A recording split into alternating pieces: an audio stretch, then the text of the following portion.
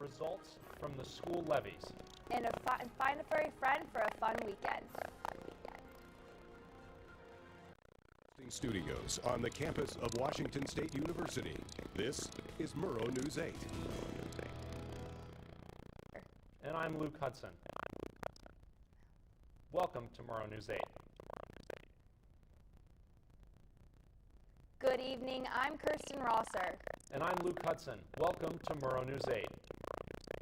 According to Pullman Radio, the Endicott and Toccoa school levies are passing easily. The preliminary results in Tuesday's special election in Whitman County were released. Tonight, the Whitman County Auditor's Office will run another batch of mail ballots. There are still about 1,000 left to count. As of now, Pullman School District's $15 million bond has 77% approval. A former WSU dean accused of misusing funds. According to Pullman Radio, Joyce P. Griffin-Sobel, the former dean of nursing at WSU, is accused of not reporting over 72 hours of leave and over 4 weeks of questionable working remotely days. The state's auditor's report also reveals 3 additional fraud investigations. Those workers allegedly misappropriated over $12,000 in public funds. The Pullman Police Department is asking for help in identifying a shoplifting subject. Police say it happened at Sunset Mart after the suspect reportedly stole $100 worth of liquor on Friday. Pullman PD is asking for anyone with information on the individual to contact them. According to CREM, a senior care facility in Coeur d'Alene is out of compliance and is banned from admitting new residents.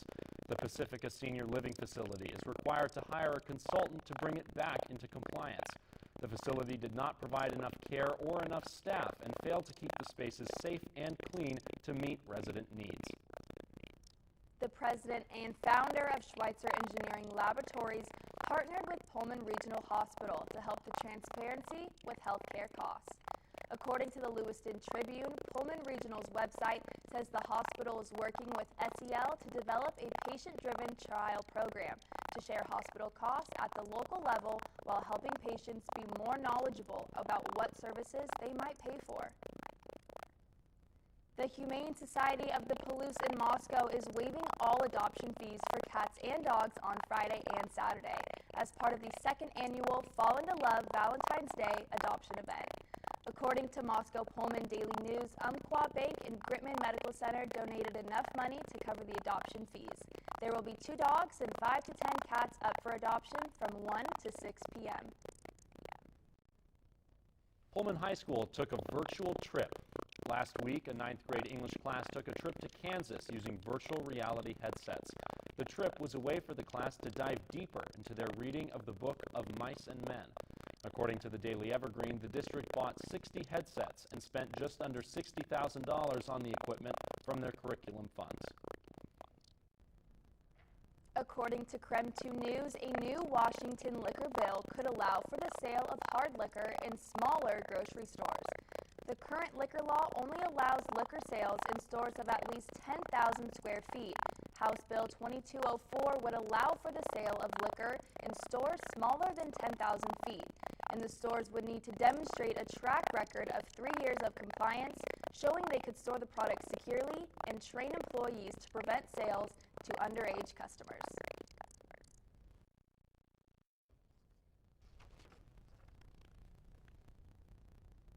Senator Bernie Sanders won the New Hampshire primary on Tuesday.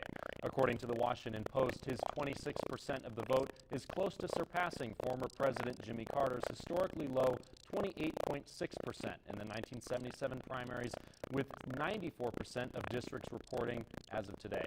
Former South Bend Mayor Pete Buttigieg came in close second with 20.4%. A surprising third was Senator Amy Klobuchar, who won 19.9% of the vote. Coronavirus troubles continue as the Center for Disease Control reported that some disease test kits are faulty. According to the New York Times, many kits showed inconclusive results, forcing states to send samples to the CDC for testing, which will delay the results by several days. And according to CNN, the Dalai Lama has canceled all upcoming public events indefinitely because of the coronavirus outbreak. He had an event scheduled on March 9th, but since the cancellation, there are no more events on his schedule. The cancellation is only precautionary because his home country of India currently has 3 confirmed cases of the coronavirus. According to CNN, 2 Ohio State football players have been arrested on felony rape and kidnapping charges. They are being accused of raping a woman in a Columbus apartment complex last week. One of the men allegedly told the women to say in video recording afterwards that their acts were consensual. No bond has been set for either of the men, and they are due to be arraigned Thursday morning, according to the Franklin County Municipal Report.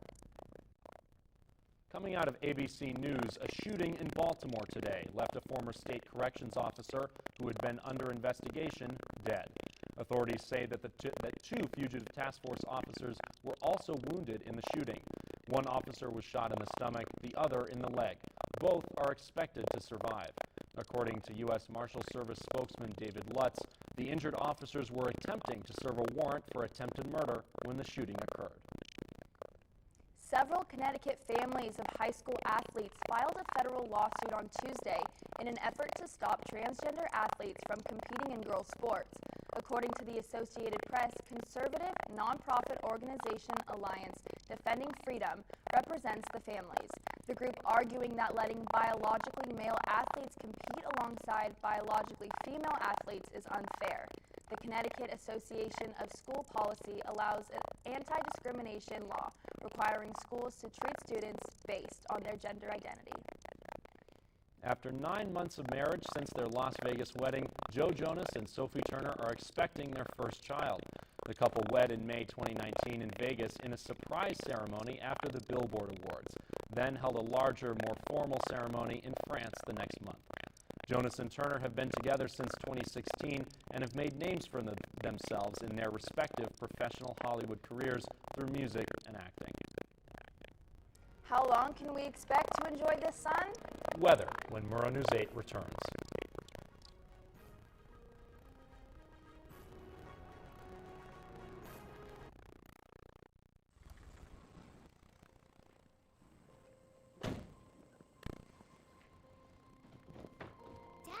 They took over my bedroom. Come on, come on. Okay, Dad. 1, 2, 3.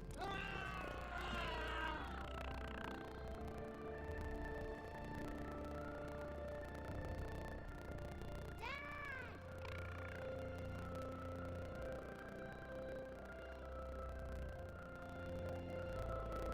You saved me.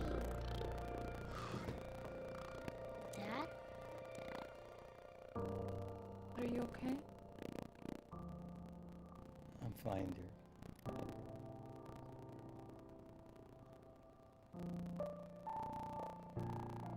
Your hero needs you now, and AARP is here to help. Find the care guides you need at aarp.org/caregiving.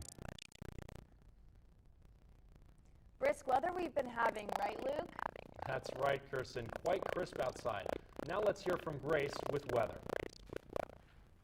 All right, so today we did have some brisk weather, but it was about 41 degrees, and tonight it will get a little bit cooler as we go below freezing, but don't worry, there will be no precipitation at all, so it will stay nice and dry, so you don't have to worry about ice tomorrow morning. Looking at tomorrow's weather, there will be more sun and just a little bit of rain in the afternoon starting around 4, so be prepared with your rain jackets when you come to school tomorrow.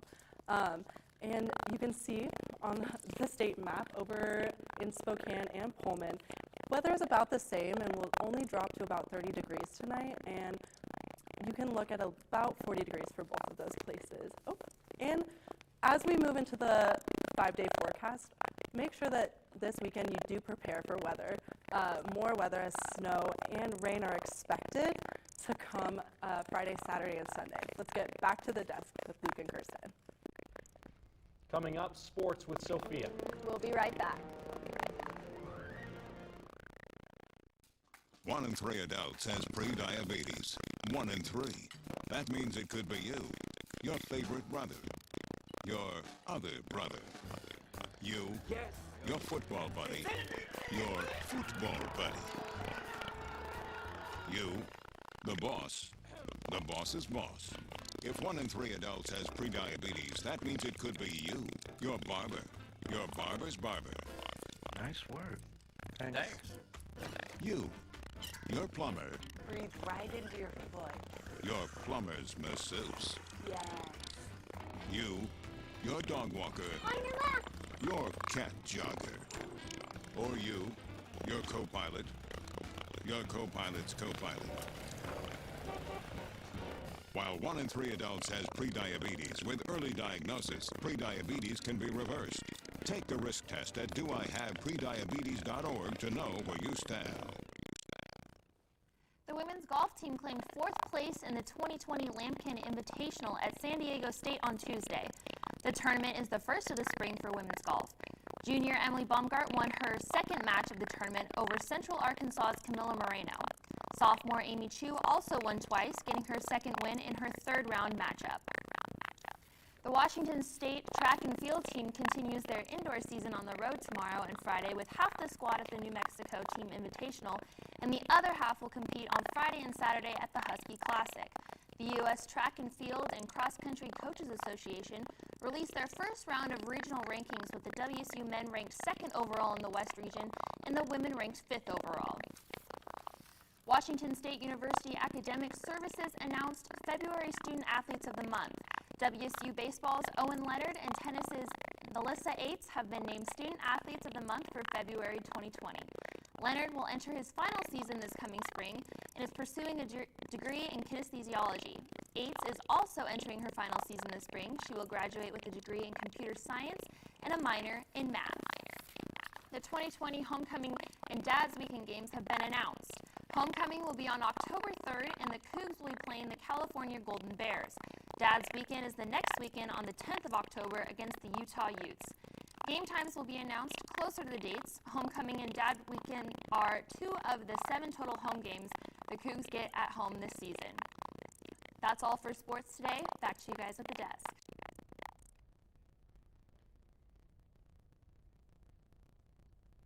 Country music fans, listen up. The Watershed lineup has been released. Find out more when Murrow News 8 returns. This is the story of a boy who didn't talk for a long time. The boy liked things to always be the same. Any changes would scare and upset him. The unknown was an unfriendly place. The boy was very sensitive to lights and sounds. So he built secret hiding places where they couldn't get in. The boy didn't like looking people in the eye. He wasn't trying to be mean, it just made him feel uncomfortable. Sometimes he would flap his arms again and again. One day I found out I had something called autism. My family got me help. Slowly, I found my voice and learned all the ways I could live with it better. Early intervention can make a lifetime of difference. Learn the signs at autismspeaks.org. The 2020 Watershed Country Music Festival announced the lineup this morning. Headliners for the festival include Keith Urban, Dierks Bentley, and Thomas Rhett, with many more big country music names heading to the Gorge for the 3-day event. The festival will begin on July 31st and go until August 2nd. Tickets go on sale February 21st. Thank you for watching tonight. Be sure to tune into our newscast at nwpd.org/mn8 and on Cable 8 at 7 and 10. Don't forget you can also follow Murrow News 8 on Facebook and Twitter. Have a good night. Goodbye.